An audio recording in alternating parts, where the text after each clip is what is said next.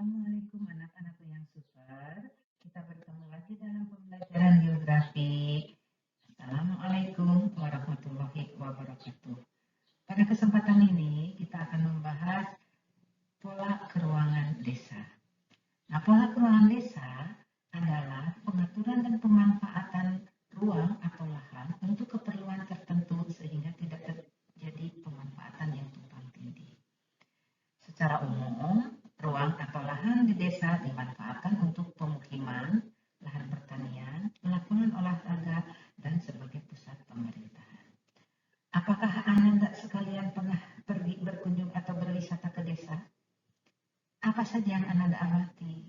Pernahkah Ananda melihat perbedaan karakteristik pola susunan rumah di desa tersebut?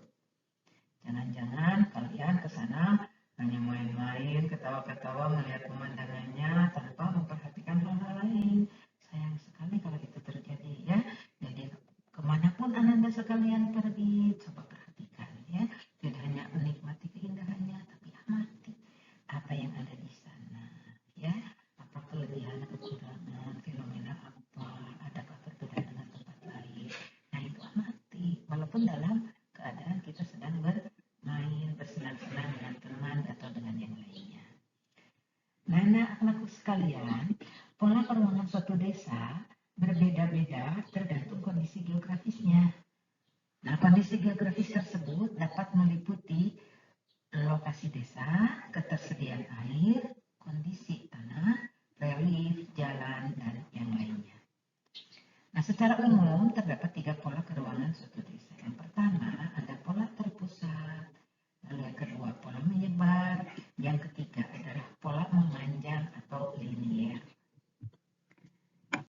Nah, selanjutnya ini adalah contoh ketiga pola tersebut. Yang pertama ada dispersed atau menyebar, yang kedua nucleated atau memusat, dan yang ketiga adalah yang linear. Nah, ini yang memanjang ya, ini yang memusat, dan ini yang tersebar ya. Di dalam map atau di dalam peta ya, gambarannya tidak seperti dalam foto. Nah, ini adalah gambaran yang di petanya seperti begini.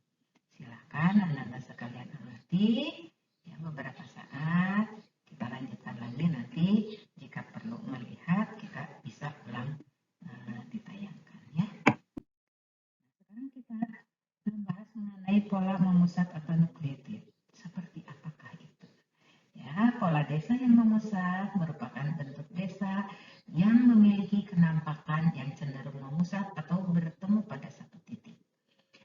Faktor-faktor yang mempengaruhi pola keruangan cenderung memusat tersebut diantaranya adalah bagaimana ketersediaan sumber daya air dan bagaimana kondisi tanah yang relatif subur. Ya, tentu saja jika kesuburan tanah itu tidak merata, penduduk akan terpusat di wilayah yang tanahnya subur. Begitu juga dengan ketersediaan air ya. Nah, di wilayah yang persediaan airnya terdapat di mana saja, mudah didapatkan di mana saja, tentu tidak akan memusat, dia akan tersebar. Ya, namun jika ketersediaan air ada hanya di wilayah tertentu saja, nah lahan-lahan atau tempat-tempat yang menjadi sumber air tersebut akan dihuni oleh penduduk secara memusat. Lalu bagaimana pola keruangan desa yang memusat? Itu paling banyak terdapat di daerah yang mana? Yaitu kebanyakan di daerah dataran rendah. Lalu apa dampak dari pola desa yang memusat? Ada dampaknya ya. Yang pertama, pola kekerabatan masyarakat yang sangat tinggi. Kenapa? Ini dikatakan jarak antar rumah yang dekat, sehingga interaksi antar individu menjadi lebih intens ya. Nah, itu dampak lainnya. Nah, inilah gambar yang memusat ya. Ini terlihat bukan di wilayah Indonesia ya. Dari karakter bangunannya ini biasanya di daerah-daerah Eropa ya. Nah, ini memusat, tapi masih banyak juga contoh-contoh lain. Ini antara lain. Nah, anak-anakku sekarang pola tersebar atau dispersed. Pola desa tersebar ini memiliki ciri permukiman yang tidak merata di satu titik, tetapi menyebar ke segala penjuru desa. Pola desa seperti ini banyak terdapat di daerah pegunungan. Ini contohnya ya. Nah, ini tersebar berbagai titik ya. Beberapa faktor yang mempengaruhi pola desa ini adalah perbedaan tingkat kesuburan tanah, ketersediaan air tanah, dan topografi. Itu sangat mempengaruhi. Nah, ini contoh untuk pola pemukiman desa yang tersebar. Ya, di sini pemukimannya tersebar berjauhan. Ya.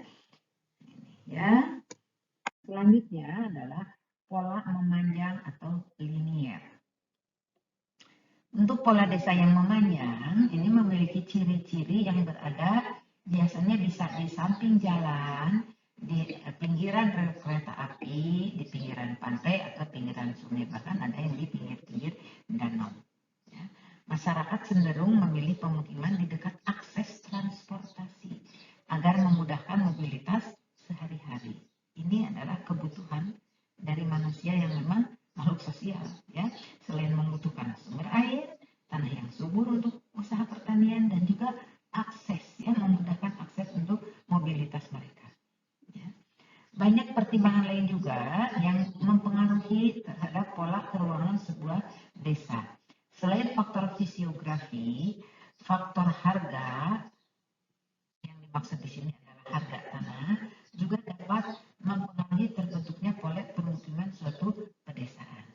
Kadang-kala masyarakat lebih memilih daerah yang tidak subur tapi murah harganya dengan alasan pertimbangan harga. Mereka tidak semuanya mampu menjangkau tanah-tanah yang dengan harga yang tinggi. Selain itu, faktor adat istiadat dan budaya juga menjadi penentu pola keruangan desa. Ya, anak-anakku, nah ini contoh dari pola yang memanjang. Selain tadi yang ada di Melbourne, ya, selain ada yang di Melbourne tadi, ya, ini juga ada di wilayah Desa Limbung, Betuah Terentang, Kubur Raya di Kalimantan Barat.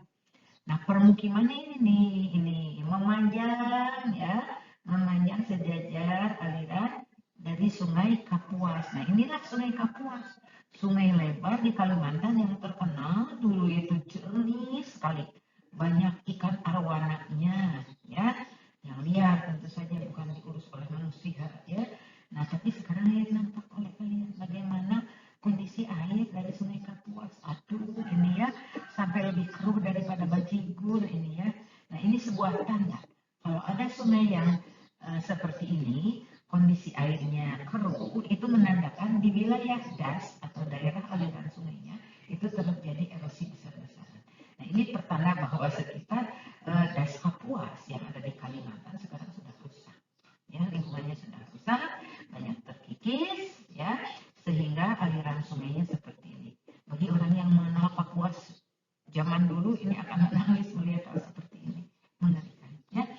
Nah, ini yang pola memanjang aliran sungai. Yang ini pola memanjang jalan. Nanti suatu contoh lagi di permukiman kota itu akan saya contohkan yang memanjang rel kereta api juga, ya. Itu akan ada penampakan yang berbeda untuk pemukiman di desa dan di kota, sedikit perbedaan, ya. Kita lanjutkan. Nah, inilah yang memanjang pantai, ya. Ini adalah Pantai Lusi Sukamara di Kalimantan Tengah, ya. Memanjang pantai. Ini adalah pantai berpasirnya. Ini air mungkin sedang surut, sementara ini adalah pemukiman yang memanjang pantai. Bagus, ini tidak langsung bertemu dengan pantai, tapi di sini ada pohon-pohon yang menghalanginya, ya. Ini bagus untuk apa ya? Menahan gelombang. Nah, selanjutnya, anak-anakku, sekarang mari kita lihat pola pemukiman desa yang mengelompok. Nah, di gambar ini ada pemukiman yang mengelompok. Silahkan kalian perhatikan bagaimana pemukiman ini dan bagaimana relief wilayah ini. Tolong perhatikan, ya. Nanti bandingkan dengan gambar yang ada di slide berikut ini. Nah, yang ini coba perhatikan. Bagaimana? Ini juga mengelompok sama. Tapi lihat bangunannya, lihat reliefnya. Bandingkan dengan yang gambar tadi, ya. Yang gambar tadi seperti apa kondisinya, baik bangunannya maupun ada perbedaan. Nah, tolong nanti tuliskan oleh kalian apa perbedaan di slide yang sebelumnya dengan di slide ini, padahal sama-sama pemukiman yang mengelompok. Ya, terlihat ada karakter yang berbeda, ada kondisi yang berbeda. Nah, itu nanti tuliskan di buku tugas kalian ya. Nah, selanjutnya ini adalah pola radial. Memang tidak disebutkan tadi di awal pembicaraan kita, tadi hanya 3 pola ya, memusat, tersebar, dan memanjang.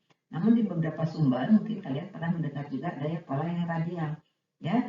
Nah, seperti apa pola persebaran pemukiman yang radial atau melingkar? Itu biasanya terdapat di daerah gunung berapi ya. Biasanya juga terletak di kanan kiri sungai di lereng-lereng gunung-gunung tersebut. Ini adalah salah satu contoh ya. Yang ini adalah salah satu contoh desa yang terdapat di lereng gunung Merapi ya. Desa-desa itu, nah ini ada arah-arahnya ya, ini tanda panahnya, ini ada lereng-lereng-lerengnya ya. Biasanya desa-desa ini melingkari puncak gunung dan di antara satu desa dengan yang lainnya itu dibatasi oleh sungai-sungai, ada jurang-jurangnya. Biasanya ini nih, yang ini adalah bisa ada sungai-sungainya. Nah, nanti ada beberapa pemukiman. Memang di sini tidak terlihat karena gambarnya terlalu jauh. Jadi di sini ini adalah satu contoh di Magelang. Ini yang mengikuti lereng ya, melingkari lereng. Yang ini, nah mari kita lihat ya. Ini kita perbesar. Ini salah satu contohnya yang tadi ya. Nah, ini adalah Dusun Butuh di Kali Angkrih, Magelang, Jawa Tengah ya. Ini polanya mengikuti lereng. Ini lereng dari pegunungan nih. Ini lereng dari pegunungan ya. Nah, dari sini ke sini dipisahkan oleh celah ini nih. Di sini ada sungai. Nah, ini adalah jalan. Nah, ini ada jalan ya. Ke sini ada jalan, tetapi di sini ada celah. Ini berupa sungai. Nanti tempat lain di sini juga akan ada sungai. Nah, nanti akan memisahkan dengan wilayah lainnya. Nah, ini memanjang ya, mengikuti lereng ya. Nah, ini adalah di Dusun Butuh Kali Angkrih, Magelang, Jawa Tengah, dan ini menjadi desa wisata. Dan sekarang ini pemukiman di sini sudah dicek warna-warni. Ini salah satu daya tarik dari wisata itu ya. Nah, sekarang pemerintah sedang mengembangkan di wilayah ini tidak hanya wisata alam saja, melihat pemandangan indah dan sebagainya. Nah, sekarang sedang dikembangkan bagaimana bahwa wisatawan yang pergi berkunjung ke wilayah desa ini bisa juga mendapatkan cenderamata atau oleh-oleh. Dan sekarang sedang dikembangkan berbagai usaha untuk membuat hal yang khas di daerah ini untuk oleh-oleh bagi para wisata. Ini sedang bekerja sama dengan pemerintah ya. Selanjutnya ini adalah pola yang tersebar ya. Nah, ini juga terlalu jauh sih ya. Coba lihat ini pemukiman ini tersebar tuh ya, tersebar ya. Pola persebaran desa tersebar ini pada umumnya terdapat di daerah-daerah yang homogen dengan kesuburan yang tidak merata. Seperti misalkan di Pegunungan Kapur atau di Pegunungan Kars ya. Desa satu dengan yang lain dihubungkan oleh jalan setapak. Aksesnya biasanya agak sulit ya. Pada gambar di atas ini, pada gambar ini, nah contoh desa-desa tersebar di daerah Kars atau di daerah Kapur ya, yang disebut Gunung Sewu atau Gunung Seribu di Kabupaten daerah Istimewa Yogyakarta ya. Antara desa satu dengan yang lain ini terpisahkan oleh bukit-bukit kapur ya ini. Nah, jadi terpencil sana tersebar ya. Nah, itu contohnya. Selanjutnya ini adalah supaya bisa membandingkan, ini ada pola mengelompok, ini pola melingkar, ini pola menyebar. Kalau pola yang yang memanjang itu kan sudah sangat jelas tadi ya. Nah, ini supaya bisa kita bandingkan ya, bisa kita bandingkan pola mengelompok seperti begini, pola melingkar seperti ini, pola menyebar seperti ini. Untuk menyebar di berbagai tempat ya, agak berjauhan satu dengan yang lainnya. Nah, selanjutnya kita lihat ini pola pemukiman yang tersebar. Ini ada dua fenomena yang berbeda ya. Ini adalah di perbukitan, lihat pemukimannya tersebar. Sementara ini di wilayah datar ya. Ini pola pemukiman yang tersebar. Nah, sekian mungkin yang Ibu jelaskan tentang pola pemukiman desa ya, dengan berbagai karakteristiknya.